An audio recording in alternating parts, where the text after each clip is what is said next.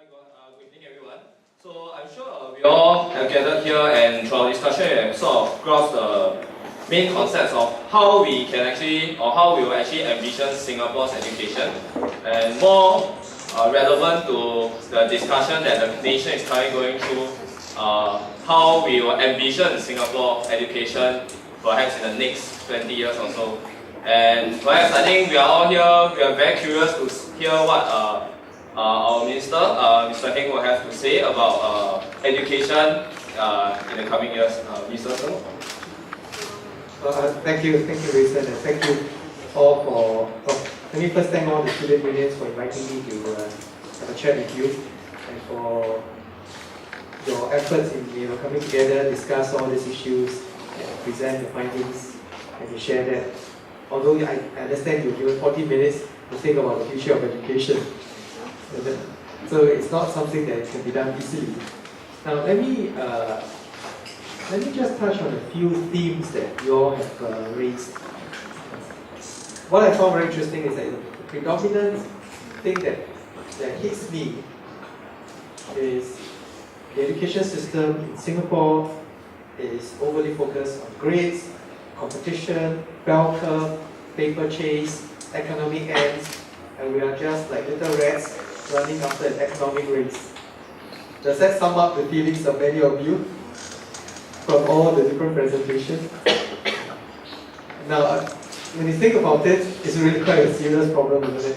When so many of our students in all our universities feel that the education system is so one-dimensional. Now, maybe let me all of you are in student unions, so all of you are active in various forms of activities.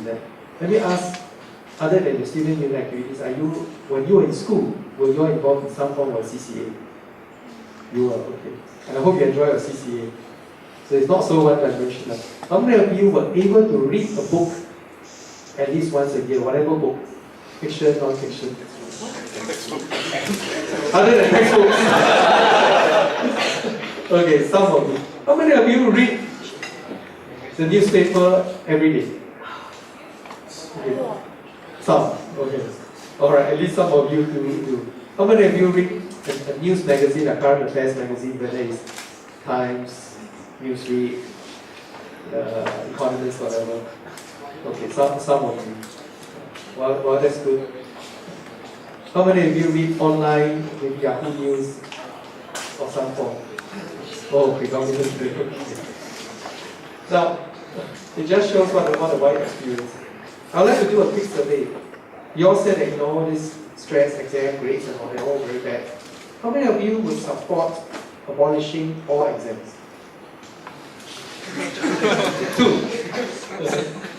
So I take it that the rest of you means that you will not support, or that you are sitting on the fence. Okay, how many of you would like exams to stay? Many more of you. Okay. Why is that so? Okay, can I just hear some? We got 2 chaps who want the exams to be abolished. I think Joshua is one of you, right? Okay. And then some of you say you should stay. Maybe let's hear from those who want the exams to be abolished. Okay, I do agree that there needs to be some form of... You want to face the group so that everyone can get it? Yeah, my name is Joshua University. I do believe that there needs to be some form of assessment, but it need not come in the form of an exam. Okay, maybe exam, for me what I define exam is to be written paper, and you see an exam hall under highly stressful environment, like complete to the best of my abilities. Yeah, that is my definition of exam. Okay, yeah. But you do agree some form of assessment? Yes, I do agree that this is some. That's why I halfway up my hand. Alright, okay. Well, there was another hand that wanted to abolish all exams. Yes. Yeah, I would say that it's.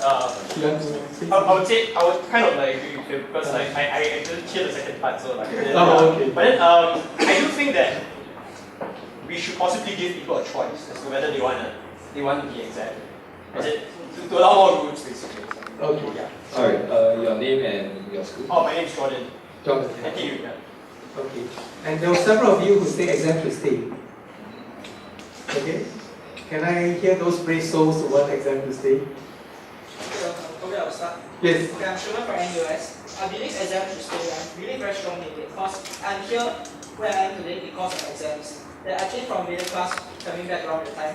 And without exams, right, I believe that family connections and all your social status will be much more important. And exams is actually standardized exams have shown in other countries that it's one of the greatest social mobility factors around. That if you have exams, people go through a standardized test, you can move up the social ladder much more easily than those without a standardized exam. So this is my belief, and I'm one of those lucky few that succeeded, and I want to see people like me continue succeeding. That you are given a chance to do a standardized exam, you can get up to the top instead of having to rely on your family connections to get up. Sherman. Yes, correct. Okay, thanks for that. Any other views on why exams should stay? Yes. I think some form of assessment. Sorry, my name is Christian. I'm from NTU. I believe strongly that assessment should be there, like some sort of assessment. Maybe my examination definition of examination is much wider. Maybe not so much on the written part. Yeah, examination in some form is needed. I feel because people need to be assessed for meritocracy purposes. Okay. So I'll comment on that the issue. Anyone else want to talk about why exams should stay? We got two now. The score. Okay. Yes. I'm actually from Singapore Institute of Technology. Sorry. Singapore Institute of Technology. My name is Maxine. Maxine. Yeah. I would like to share in the context of nursing that examination is very important because we need to be safe in terms of our technical skills and knowledge calculations before really attending to patients. And examination is like a standard benchmark to mark you whether you are a safe nurse or not. Right. So in that case, I think you should stay. Right. Thanks, Maxine. Yeah. Okay. I now have and yes.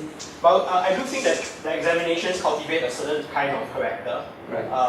Where you tend to be competitive, and you just study just for the academics, Right. which to me would be contrary to how education really should be. It should be a thing that you want to do and you like doing, rather than because you are sitting for an exam, you have to study, you have to do well, so that you can succeed from now. Right. Okay. Okay, when you talk about some of this. Now, let me do a second survey question. How many of you feel that for you, when you graduate, getting a job is not important?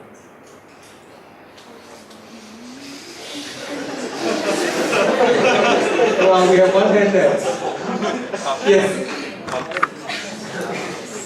Yeah. Wei Yuan from NUS. Hi. About the examinations and career and jobs and whatnot. The question I will pose to the floor is that why does it matter? Why does examination matter? So what if you're stressed? So what if you're so-called unable to pursue the things that you like and enjoy to do? Because you can still do that even though there are examinations. You just need to do a bit less well. But you are the one who wants to chase the paper chase. You are the one whose self-interest has directed you against something that you don't like to do. And that is your own fault. Sorry. Yeah. In terms of why career doesn't matter, it's not so that I don't want to work. I'm not a lazy bum. But rather, there's something more to life than working, earning money, being a rat, as you say, chasing the paper, and then after that, dying without any achievement whatsoever.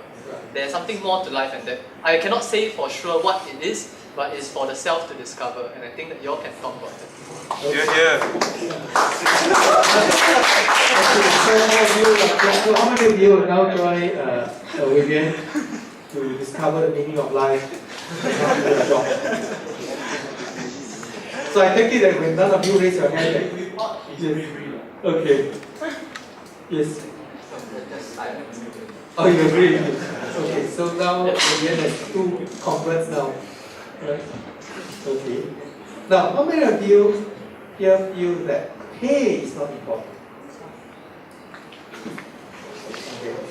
So you want a job but you don't mind the pay. Okay. Let me count. 1, 2, 3. Wow, so many. Okay. Very good. I'm going to recruit all of you to join MOE. Be a teacher, be a nurse, join the civil service. Okay. But I take it that the rest of you think that pay is somewhat important. Okay. Now, my last survey. How many of you plan to set up a company of your own? Wow, okay, not bad. That's interesting. So many of you want to set up a company of your own. If I've done this survey during my time when I was a student, it would be 0. You know? And it's interesting that so many of you put up your hand. Do you all already have some idea of what kind of company you want to set up? Yes. Yes? Maxine, you say yes? Yeah, I said yes. Okay, would you like to share with us your plan? Okay. I don't really want to mention any complaints from any hospital or nurses colleagues based on own observation, because my family has quite a few members who has chronic illnesses, Right. and that the care in the home-based setting is really very little, and it's all left to the private agencies. Wish to establish something that is really subsidized, that people can pay for when they need care.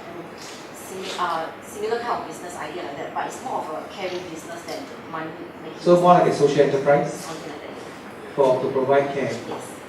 Okay, that's a very good idea. Anyone else like to share your plan of what kind of business you have in mind? Yes, Sorry, please. my name is Andre. I'm from the US. Yes, Andre. Yeah, Andre. I'm not technically part of this, but I thought I'd raise a few questions. I had some things I need to clarify. Now, there was talk going on about that job is not really important, that you have quality of action, achieve something. Right. But you have to remember, we're not living alone. We have family members. We may get married, we may have children. Responsibility comes in. Right. So, doing a beautiful painting, writing a beautiful book, it can be glowing. It can really yield a lot for society in a greater sense, but will that feed your family? And that's a concern you have to look at as well. I mean, you can't just go around that, you know, I'm not going to do this thing, I'm not going to get this job, even though it pays this much money. Instead, I'm going to sit at home and write a book. Why? Because I love to do it, but it will not pay for what your family needs. And that's one important thing which I didn't hear come out so well. That responsibility is an important factor. Another thing which I wanted to bring up was, I'm sorry, because I didn't know if I could ask a question earlier on. So I may go back to, I think, your first few questions. The thing was it important, what you said, your education, the points that everyone raised on how education is going on in Singapore. Where is it headed? The envisioning of education in Singapore. Now, I thought of this quite a bit while I was sitting there at the sound booth. The thing which jarred to me is we're going to reach a saturation point somewhere down the line. We have more colleges coming up, more universities. We're churning out more and more graduates. Will the job market really be able to sustain the number of graduates coming in? There's a really good point which was raised. Will the value of our degrees in Singapore depreciate? Because if everyone is a graduate, that means you have to push the bar higher for the same mundane job. And you may have a graduate, like in the extreme sense, being a bus driver. So are we looking at maybe pushing our graduates overseas? Giving up, that means in the future of Singapore, will we have maybe like small university towns, maybe overseas, where our students go and study there and maybe set up businesses abroad rather than Singapore and bring money back in from the businesses abroad? So going back to your third question on business and how I see business in Singapore, what kind of business you want to set up, I would think that as Singaporeans, you know, we don't have much space here. So the best thing is we move to places where the market is growing very well. China, India. We move there, we make our businesses there. And then we push the money back to Singapore from there. Yeah, that's what I have to say. Well, thanks, Andre. Now, you raised something which I thought was worth, and reminded me of what was presented. And I think let's focus on this very important question. Many of you have asked this question about, if you are producing many graduates, is the value of the degree then degraded? Right? It becomes devalued since the supply is greater than demand and therefore price must fall, right? So the value has fallen. Now let me ask this question. What is the value of a degree? What is the value of a degree in your mind?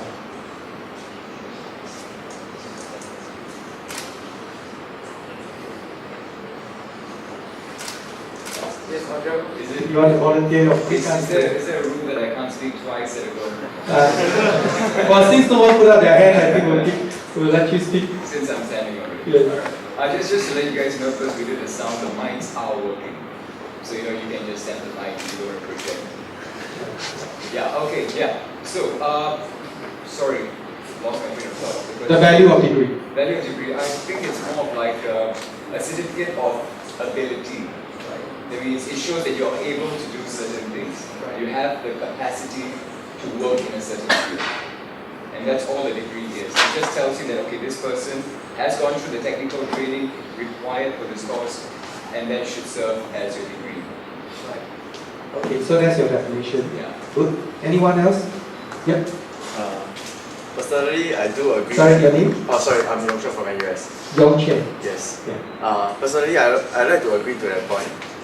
But there's also another point of a degree. Looking at it at a country or global sense, more graduates in a country actually drives the economy forward.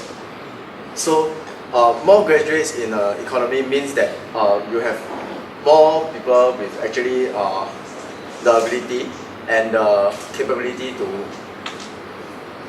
sorry, I lost it. I said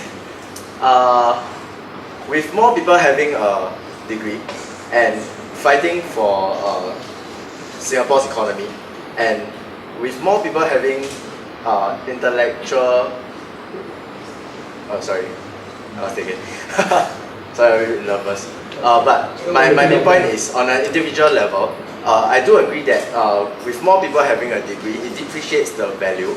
But looking at it in a country, in a globalized sense, Singapore is actually moving forward because of the more educated economy.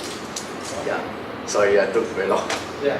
No, I think it's a good point that it's not zero sum.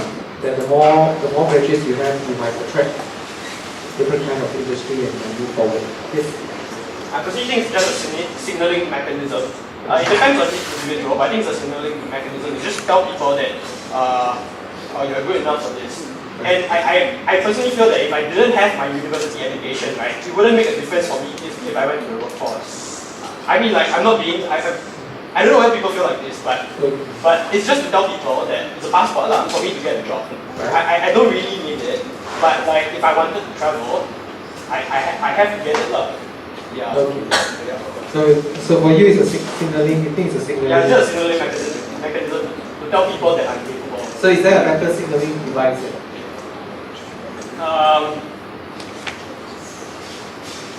In extraordinary circumstances, people like Bill Gates, who didn't finish his education, right? And yet he still made it really big. Right. Yeah. But that's just sheer brilliance. But for most people, they have to subscribe to some kind of to this to indicate that they're good. I see. Okay. Yeah. How many of you can do econs? Oh, so quite a few of you. So you all agree with him that a degree is basically a signal to the job market that I am clever. Yes. I'm Real Kai from NUS. Me from econs. I'm currently a pilot econs user.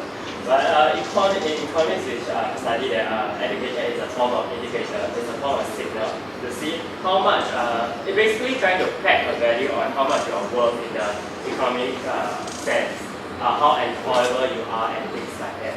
And so passport is a signal.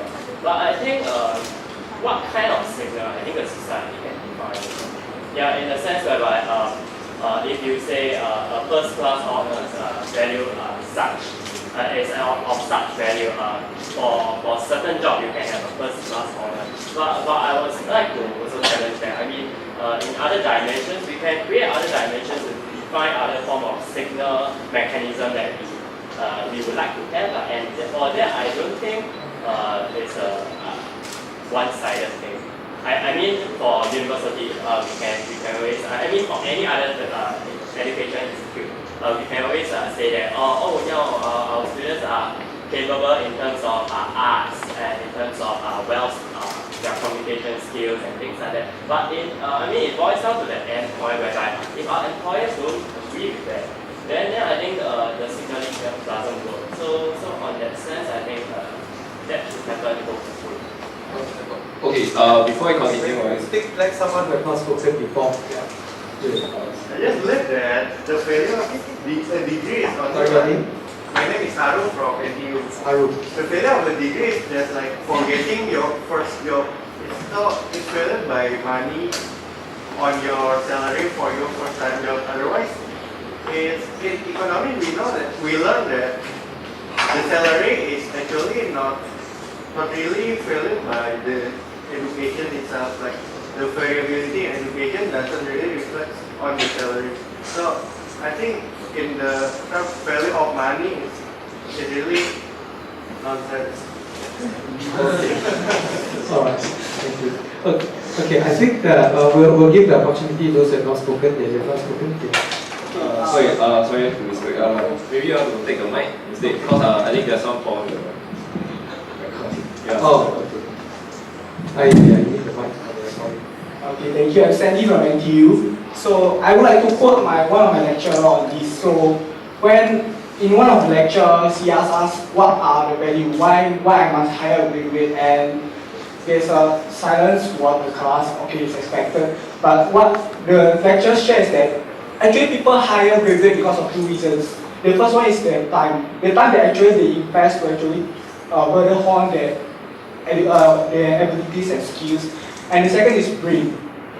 Because actually,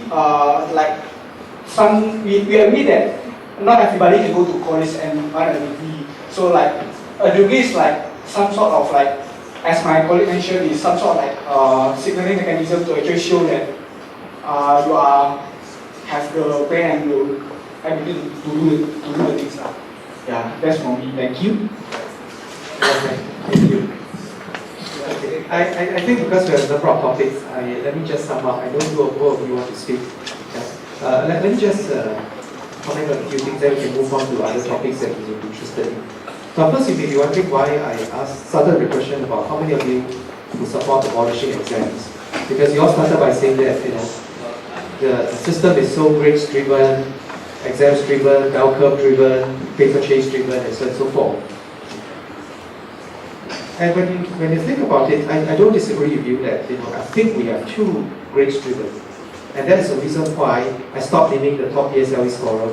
And immediately I got hammered by a lot of people who say that the education minister has gone soft, he wants the system to go downhill, he doesn't recognize excellence and all that.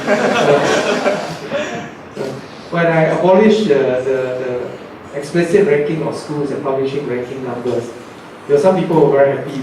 The schools which were not so good in the ranking were very happy. The students were there were very happy.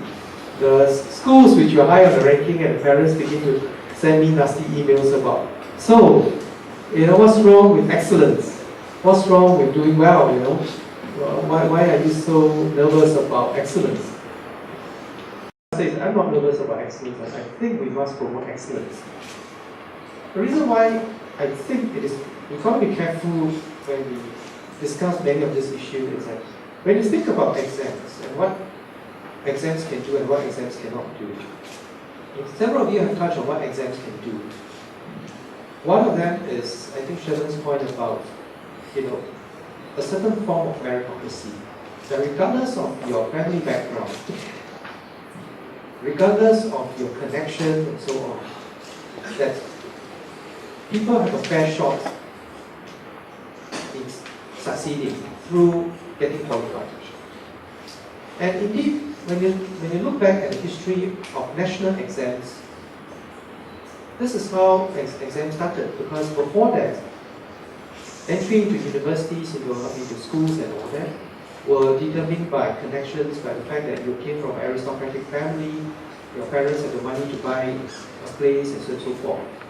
And which is why the national exams became a way in which anybody who wants to work hard, who has the ability, has a means of moving ahead. So that I think is an important function. Second important function, which several of you, I think Maxine mentioned that, which is you want to make sure that somebody is qualified to do something. If you want to be a nurse, I better know that you pass all the necessary exams. If you want to be a doctor, I don't want to be seen by a doctor or worse, operated by a doctor or put under anesthesia by somebody when I know he flunked his basic anesthesia course or surgery course, right?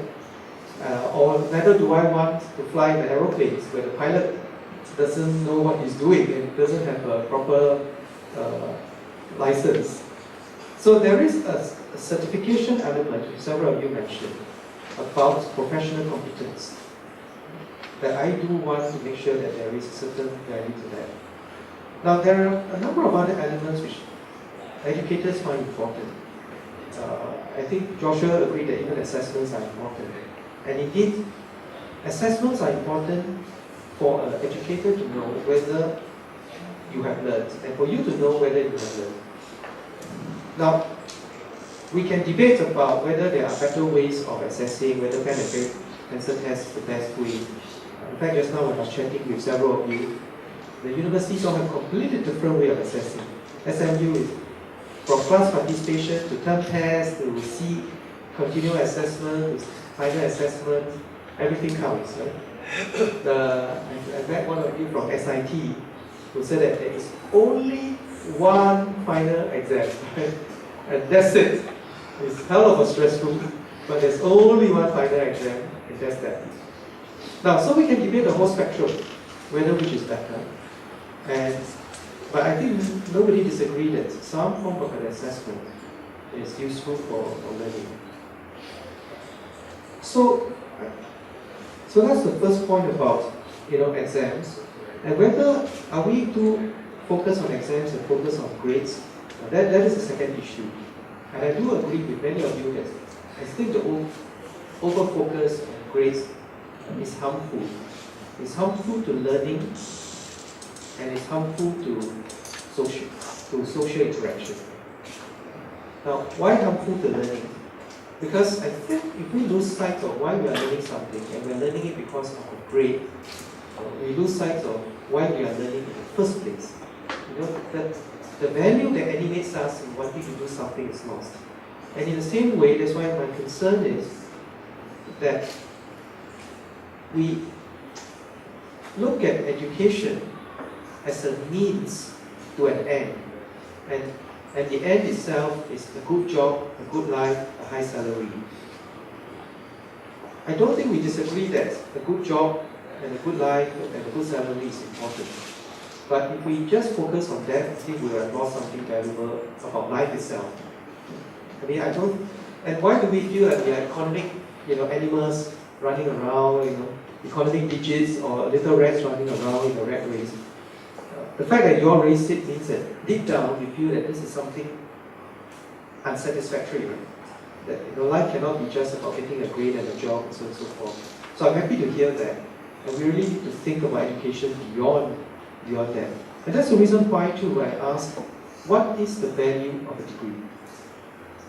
Now there are two aspects I think to it. We can debate about education as a signaling device, as a way of showing people that I'm smart, and so on and so forth, as a way of advertising yourself basically to the jobs market. Right? Between somebody who went to university and got an engineering qualification versus somebody who doesn't. And if I'm employing an engineer, I know who to look for. So in a way, some employers may take it as a signaling device, that they know this guy is smart enough. But I think it would be very sad if it was just a signaling device. Minimally, it must also be a way of saying that you acquire certain basic skills, knowledge, and attitudes about work, about life. But and the economic aspects of it, I think Andre, you mentioned about responsibility. Right? I do agree with you that making a living is not a dirty word.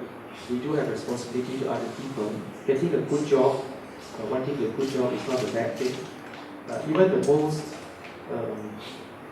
most altruistic person, those who go into jobs, for example, I've met a number of teachers who teach in schools for special needs children. It is a very taxing job, but we should not therefore say, well, thank you, saints, thank you for doing the job and you won't be paid, and I'm a banker, I ought to be paid 20 times more than you. So I think some sense of the worth of jobs and our willingness to recognize and pay for those jobs is important. And not everybody is driven just by money. And in fact, many of you, many doctors I met, they do it because out of a sense of compassion, a sense of care for other people, and I think that is important. But at the same time, I think we will be a poorer society if we start to sort of say, well, look, I'm completely altruistic and I don't want to do anything. I recently was in India. I was in Mumbai and I visited this museum that honors Gandhi. And of course, that Gandhi is a great man and idealist with a deep sense of humanity. And he believed that life is not all about material goods and so forth. But I do think that, and of course the Indian flag is a speaking wheel, because he believed that we can live life simply, you can spin your own clothes, you don't have to rely on the British, who exploited you and get you to go and spin all those clothes and so on. But, and he was very idealistic in thinking about how the Indian society and the Indian economy can develop through self-sufficiency, through import substitution and so on. The unfortunate result is that there were many years of stagnation and therefore till today fairly extensive poverty. And I think when you have such extensive poverty, it is very difficult to have a higher quality of life and a higher quality of mind. Because if day in, day out, you're just worrying about my next meal, or you're worrying about, and you don't have a good education system, it is very difficult to kind of realize the full potential of being a human being. So, of course, some people will disagree with that, that you don't need a lot of material goods to live well, to live meaningfully. And I'll grant that. But on the other hand, when you see so many people struggling just on that, I think there's something to be said about material progress and economic progress. So there's one aspect of education that allows us to do that. And when you say the value of a degree, there is an economic value to it, no doubt about it. Your concern is whether is the economic value going to be devalued because we now have many more and we are now going to expand the SIT, with the UNIC, and will it be degraded? My answer to that is yes and no. If the degree was purely a signaling device, then the answer must be yes, right? Because now I have many more signals and then everyone is a degree holder, I can't tell who is good, who is not good, and so on. And indeed, this is what has been happening in many parts of the world. In Korea, 85% of every cohort has a degree, including a taxi driver. So the end result is the degree means nothing for many people. Some people say, what's the big deal? Because after all, it's okay, I'll be happy to be that. One of you mentioned about Finland, and that we should go study the Finnish system. When Lawrence Wong, when he was studying how to expand our university pathway, was in Finland. One very senior official from Finland was in Singapore, and he asked to meet me. So I said, we so admire your system, we sent Lawrence Wong to go study what you do. And he said, we so admire your system, we came here to look at what you do. And you know what's the reason? The reason is, in Finland, they have expanded university significantly. They allow students to do whatever, follow their passion, to do whatever they like. In the last few years, they have a large number of students who did new media and the internet and so on. They are all now graduates and they can't find jobs because there's an oversupply of such graduates. Problem number one. Problem number two. When the economy was doing very well before the global financial crisis, there was plenty of money for university education, so it was all free. It doesn't matter when you graduate, you can't find a job because there is unemployment benefits, there's welfare. So, guess how many years it takes for the average, this is what this high official told me. How many years it takes for a student to graduate? 7 years. Right? It took 7 years for them to graduate. So much so that the university has such problem, overcapacity or undercapacity, that students who finish high school has to wait for a year or 2 years before they can get to university, because the university was too full. So I think when the grass always looks greener from the other side, and it's important for us to look at actually what really is driving this phenomenon. The latest issue of The Economist has a wonderful headline called "The Next Supermodel," and the next supermodel was a picture of a Viking, and they're talking about what the world can learn from the Nordic countries. Now, that's interesting, but what was more interesting was that when you read that particular article, they talk about Singapore being the model for many things. So I don't think we should beat ourselves up about what we have achieved. I mean, we should be arrogant about what we have, and we should always learn. But we shouldn't beat ourselves up unnecessarily. So I think, that's a big detour, but let me go back to the subject of the value of a degree. The value of a degree, that is a signaling device, and so on and so forth. But I would like to challenge you all to go beyond the value of a degree to the value of education. I think getting a degree and getting an education are to me two different things. You can go and get any form of certification. You can sort of pride yourself that, I'm from this or that university, therefore I'm smart enough to get into that university. And indeed, if you live in a society where credentialism is very strong, it can be very helpful because people take that degree as basically a proof of intelligence, a proof of ability, a proof of I've arrived, and sometimes it results in a certain sense of entitlement. Because now I have a degree, I'm entitled to X, Y, or Z. Right? I'm entitled to the 5 C's of life. I'm entitled to more cash, more condo, and all that, which I think, again, it's not a wrong thing to chase after, but it is, to me, an inadequate thing to chase after. I mean, life must be more than that, and education must be more than that.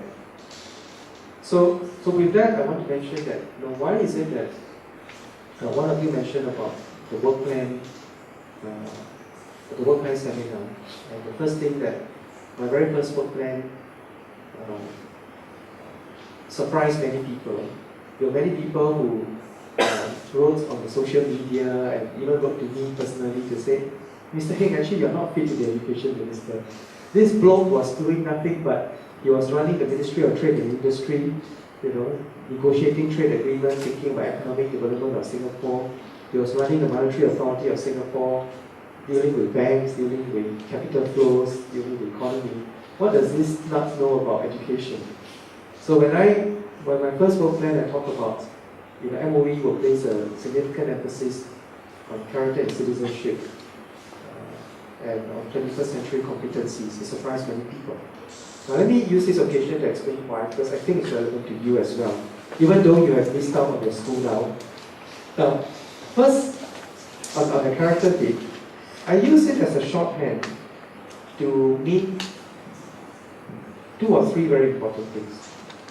One is about values, the values that we have as an individual and as a society, and why you do certain things. Is it out of a certain deep belief in what you're doing?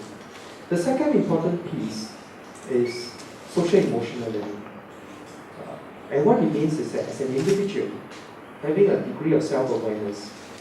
Now, if you look at a lot of the cases of the road rage, of the nasty comments that people put out on the internet and so on, there is, to me, a terrible lack of maturity and a lack of awareness as an individual and for other people.